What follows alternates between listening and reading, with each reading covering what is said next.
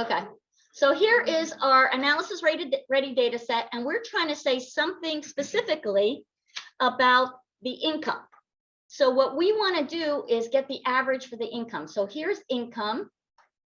All right, so actually what I'm going to do is I'm going to add I'm going to add a worksheet at the bottom, and I'm going to rename it hypothesis test. And this is just a place where we're doing some practice examples. Okay, so this is going to be examples. And the first one I'm going to do is 1A.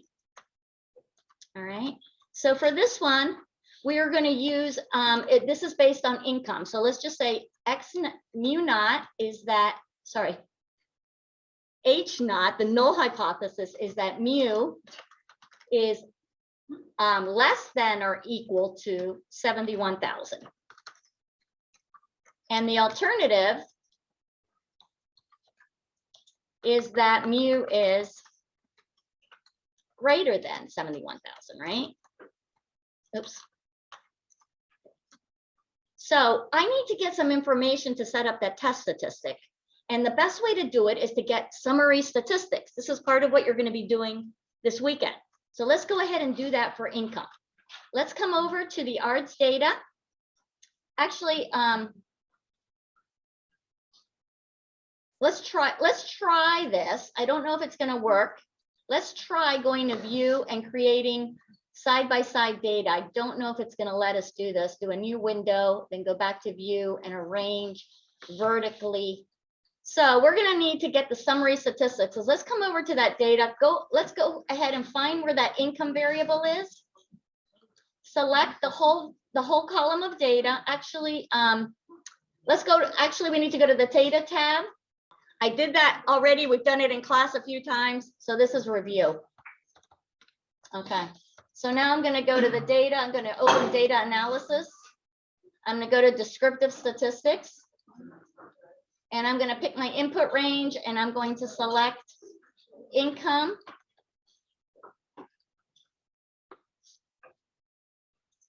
And I'm going to say there's a label in the first row, and I'm going to try to put my output range over here.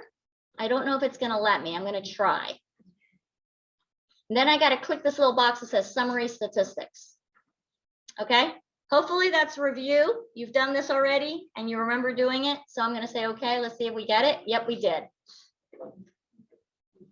I'm going to double click up here on this bar so everything is wide enough that I can read it. All right. Now that we've done this, let's create that test statistic.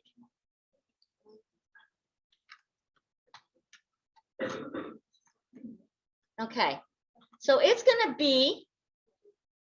to equal the average from our data, the observed X bar, right? So let me go ahead and write it up on the board. I can find a, oh, what happened to my dry erase now? Wait. Right, so you have the formula in front of you. We want to write the test statistic, and it's going to be X bar, sample mean, minus the expected over the standard error. All right, so let's get these values and create that value. So we're going to say this is going to equal, and I'm going to put parentheses. I'm going to pick the mean. Yes. Oh, in the analysis tool pack, you're going to pick descriptive statistics. Are you adding it to your Excel for the first time? Okay, then go to, so you're going to go, hold on, let me finish this equation and I'll show you. Okay, you're going to take that mean and we're going to subtract 71,000 from it. And then we're going to divide by the standard error. See the standard error? It's right here. So that standard error was calculated for us. You can confirm that the standard error is correct. So we can like do a check. And we can say it should be equal to the standard deviation divided by the square root of the sample size.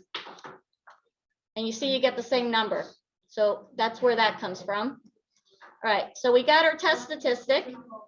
Okay, so now if we switch back over, we can see on the table, if you look on your table, that for this test, we are going to, because it's a right tail test, we are going to use the T-DISC-RT for right tail, okay? And the degrees of freedom is n-1. So let's come back over. Let's come back over to our test statistic and put degrees of freedom under it. And that's going to equal the sample size minus 1.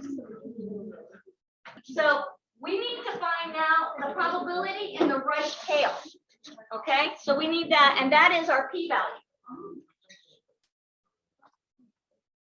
All right, so let's go ahead and get that. So the p-value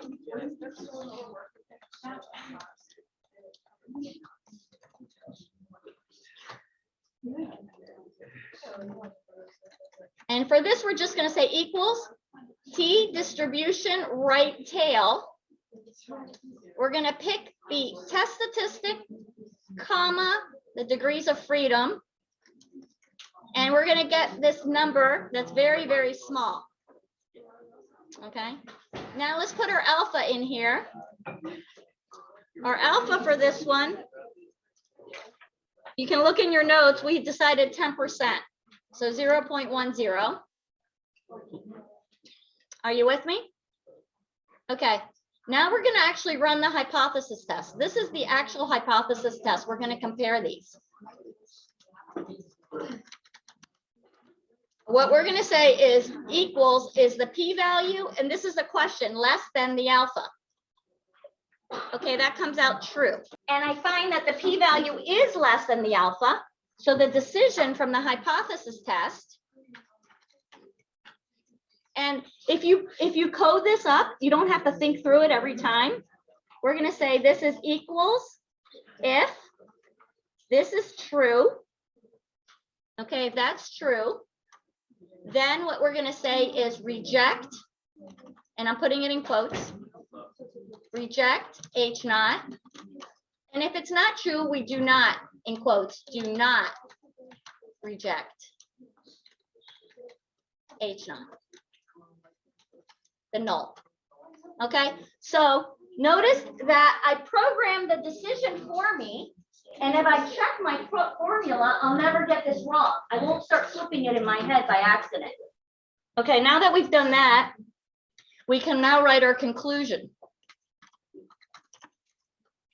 It's always important that you take your conclusion at the end and convert it to a kind of like non-statistics, not too strongly statistics, normal English answer. So we're going to say, and this is the only little part that is a little bit statistical, you're going to say, state the significance. So we're going to say in this case, at a significance level of 10%, there is evidence that the average, so we're going to go ahead and kind of state that alternative hypothesis because we're accepting it. We've rejected the null, we're going to accept the alternative. That the average income of OFS customers is higher than the national average of $71,000. Okay. All right. I'm going to need to create for the second one. So let's go up. This is example 1B. And here we have H naught, oops, and HA. And we're just going to, here we're going to say rho is greater than or equal to 0.35, or rho, we believe rho might be less than 0.35. Okay, so we need to test if we can do this test. So maybe test if we can do this test. Let's say check, so it doesn't sound so redundant. Check if we can do this test. All right, so what we need is n times p bar and n times 1 minus p bar. So regardless, we need p bar. P bar is the observed proportion. So we're going to get that from a pivot table. So let's go and get a pivot table. So I'm going to add another, well, I'm going to actually let Excel create that worksheet for me. Let's go back over to the ARDS data. And we care now about channel, right? Channels where it's the information as to where the customers were obtained through is in channel. So we're going to select channel. And remember, we want to actually select the bottom of the data. We don't want to just pick the whole column or we end up with a bunch of blanks. And we're going to go to Insert, Tables, Pivot Table. And we'll put this in a new worksheet. All right. Everybody with me on the pivot table? Hopefully by now you're getting comfortable making these. Grab channel and drag it down to rows and grab channel and drag it down to values. We did this on Thursday. Now, how do we change those numbers to be relative frequency? Go in and go to value field settings and then show value as % of grand total. All right.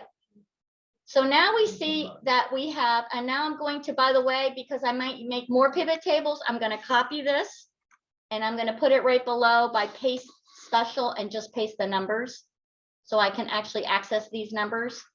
So P bar here, I'm going to, hold on, let me make these a little tighter. There we go. So this I'm going to say equals, I'm going to point to that proportion. All right, so if you were able to do this, again, this should be all review so far, this part, getting a pivot table and pulling that number in like this. Okay, so now we know this part. Now let's go ahead and check if we can do this test. So we're going to say this is equal to N is this, remember we have clean data and we just ran summary statistics on income. So we can use the count from that income. So we can use this 187. So I can say is that's the N times the P bar. Okay, that's 60. So that's greater than or equal to 5. So that's the test. Is this greater than or equal to 5? I'm just going to put a vertical line to kind of keep our examples visibly different. All right, so now do the next one. We're going to say equals, and for N, we're going to come back over here actually to this N times parentheses 1 minus the P bar. All right, and we want to check if that's greater than or equal to 5. Now, if you're into programming, you want to, good luck. If you want to check if you can use this test, we need both of these to be true. So we're going to say is equals if, actually, we don't have to do if, we can just say equals, and we can put this test and say greater than equal to 5, and it says true. Do you guys see how I did that? I'll do it again, equals, and I want to test if this is greater than or equal to 5. So I just said equals, I pointed to that cell and did greater equals 5. It's going to tell me true or false. So it gave me true. So can we use this test? We can use this test if those are both true. So I can say if and this is true, comma, this is true, comma, then I'm going to say yes. Otherwise, I'm going to say no. And I'm just kind of reviewing some stuff we've kind of covered in Excel, kind of taking it up a notch. You don't have to do this fancy. You can obviously just look at it. But these kind of coding things make you can kind of set up a template that runs hypothesis tests for you on the fly. Okay, so that says, yes, we can use this test. We're good to go. So let's go ahead and use it. All right, so for doing this test, what we're going to need, if you look on your sheet, if you notice, there's no built-in way of doing this. We're going to have to do we're going to have to calculate the standard error ourselves, all right, in order to get the test statistics. So look on your formula sheet under standard error. We have to program that in. So let's go ahead and put that in here. I'm going to call that the standard error. And I'm going to program that in. So that's equals, so this is equal to square root, parentheses, And we're going to need a parentheses for the numerator, right? So we're going to say this is P naught. So let's multiply, not P bar, sorry, P naught. Shoot, hold on. It would be extremely helpful to have this not embedded in here. So I'm going to say, I'm going to take this out.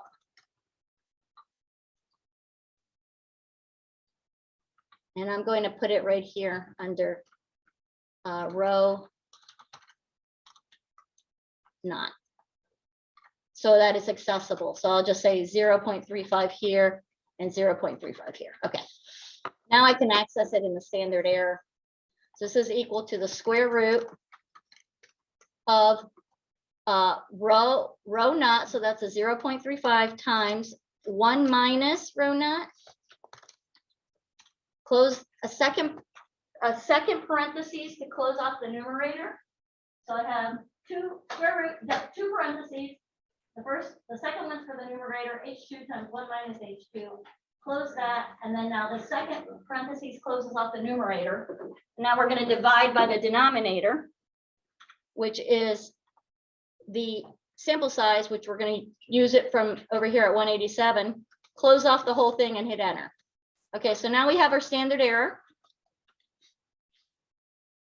I'll click on that again. I'm just programming the formula that's in your sheet, okay? Then once we have that, we can now create this test statistic.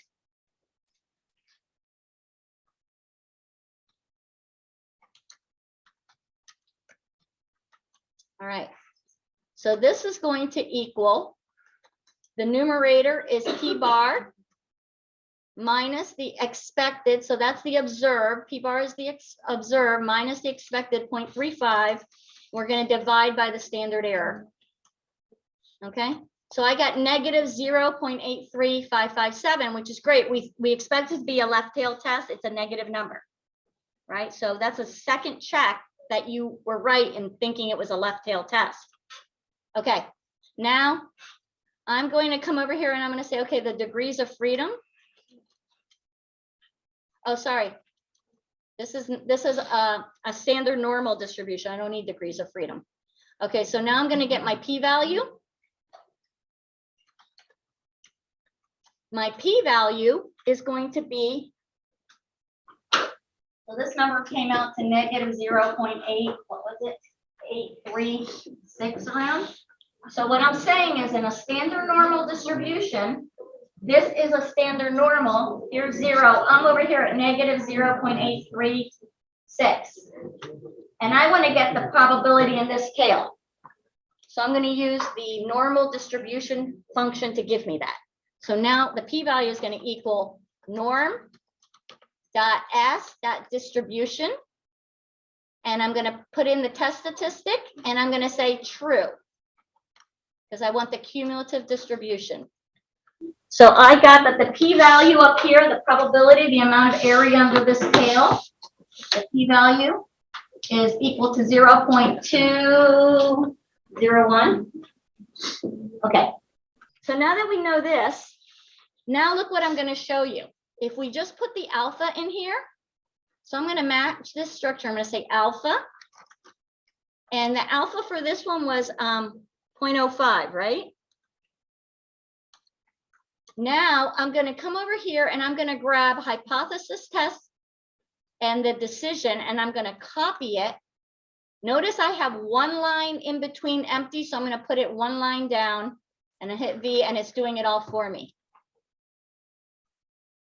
So it automatically tested if the p-value was less than alpha, it was not, and it made the decision for me, do not reject the null.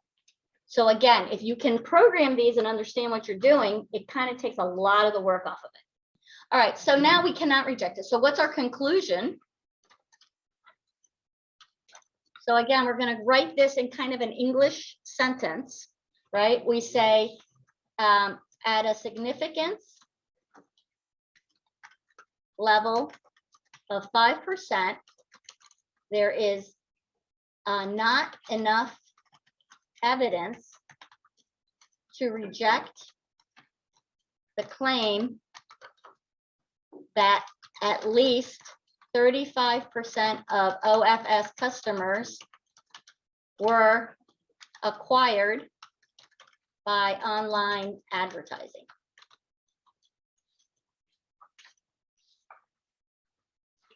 All right. So that was our one group.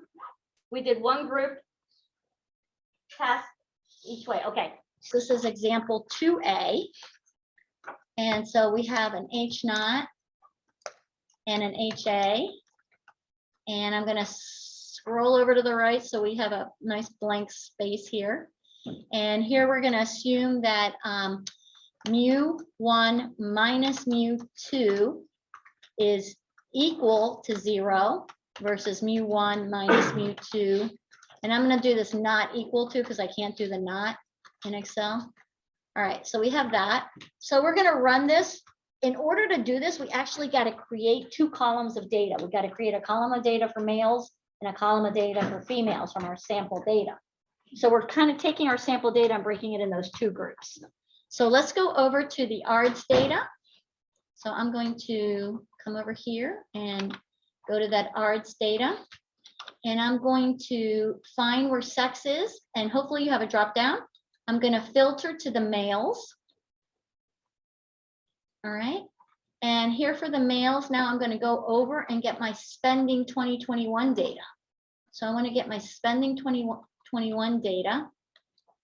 And I'm going to take the first one and come all the way down and get the bottom one. And then this one, you copy directly. You don't paste special. You have to copy, just Control V or Command V. And so this is going to be males. And maybe we should put in here spending 2021. Let me insert. I'm just going to push this down. Shift cells down. Just push it down and put spending 2021. I have a question. Yeah. So,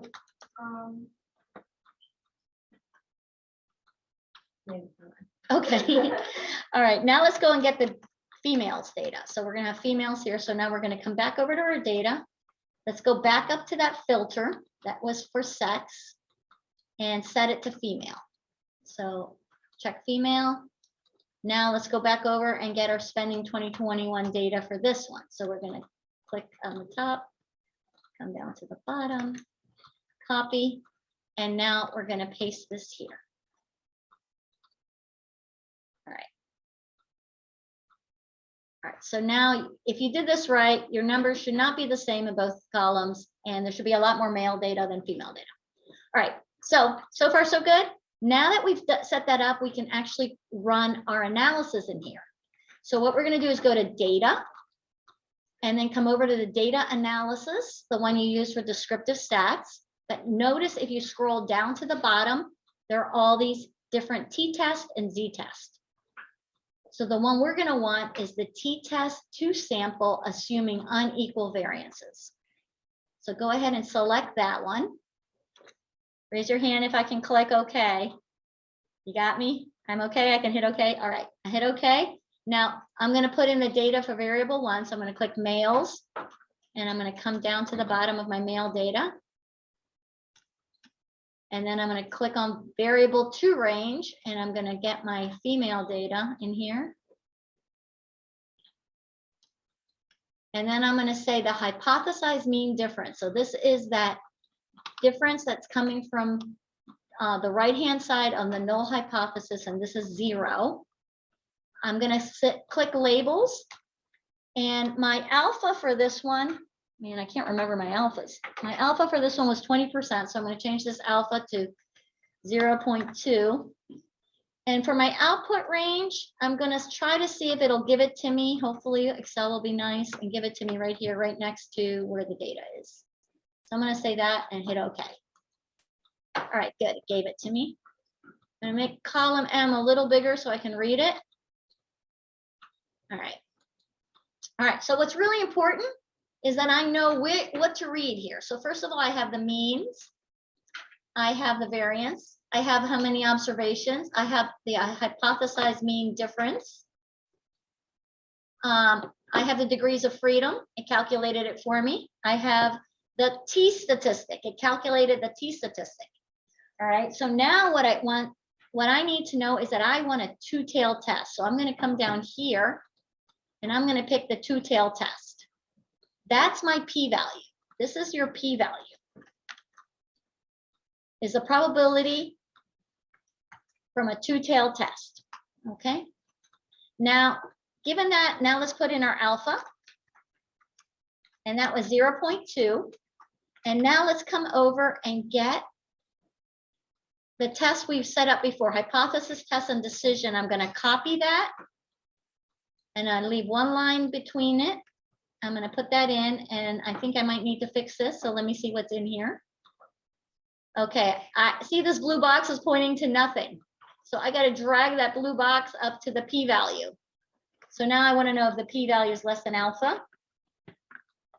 And it's false, so I cannot reject the null. Okay, now look at what we found. We found the probability of seeing the difference that we're seeing is, the probability is 60%. So do you believe that the difference, if the probability of seeing what we're seeing is 60% if there is no difference between the male spending and female spending?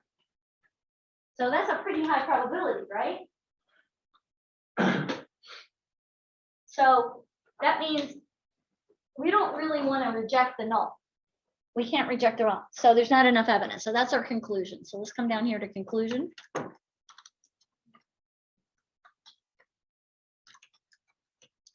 And we're going to say at a significance level of 20%, which is pretty easy to, that's a high, that's like a low bar. You should be able to meet that. At a significance level of 20, there is not enough evidence to reject the claim that males and female, I should say male, sorry, singular, male and female organic food super customers spent, comma, on average, remember this is all on average, different amounts in 2021. Something to that effect. You could word it a little different if you want. Okay.